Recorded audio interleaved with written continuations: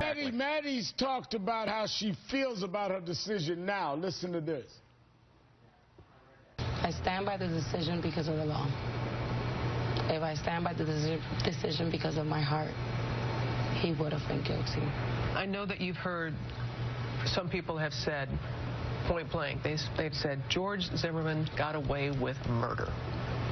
How do you respond to those people who say that? George Zimmerman,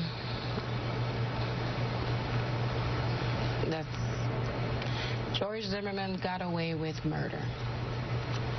But you can't get away from God. And at the end of the day, he's going to have a lot of questions and answers he has to deal with. The law couldn't prove it, but, you know, the world goes in circles. Seema. Shame on Maddy. Maddy, shame on you. How dare you invoke God and the Lord to us God-fearing people when the law was there, the evidence was on your side. Reverend Al, shame on her. Maybe she didn't understand the law. Maybe the way the law was interpreted. I think where I disagree is that you act as though she's a lawyer.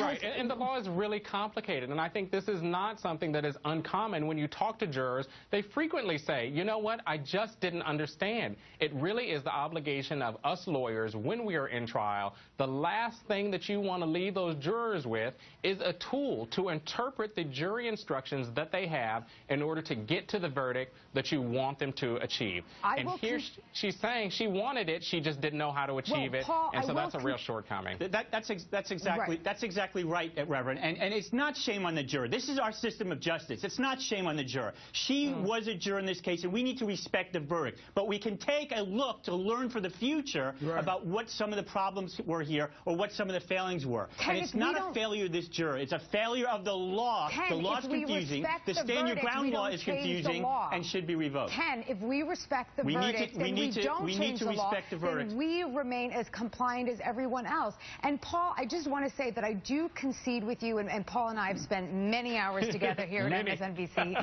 And Paul, I do want to concede that in both of the prosecution as well as the defense attorney's closing arguments, they did not bring up manslaughter enough. So with that, and Reverend Al, they did not bring up that you can fight and hold out. And I think where they could have done was ask for more clarity on the law. But I don't blame her for not understanding something that was not explained. And I differ with those that say you can respect the verdict but not, and also change the law. You respect that they made a decision on the law the way it is. But I think the way the law is needs to be changed and clarified. That's where I think my view is. Well, that's why we have you, Reverend Al, because you are organizing. That's why we have you, because you can fight it back. We have to use this as a teaching point and changing point. Well, I think that this juror helped bring us way down the road in that teaching point. Seema, Ken, and Paul, thank you for your time this evening.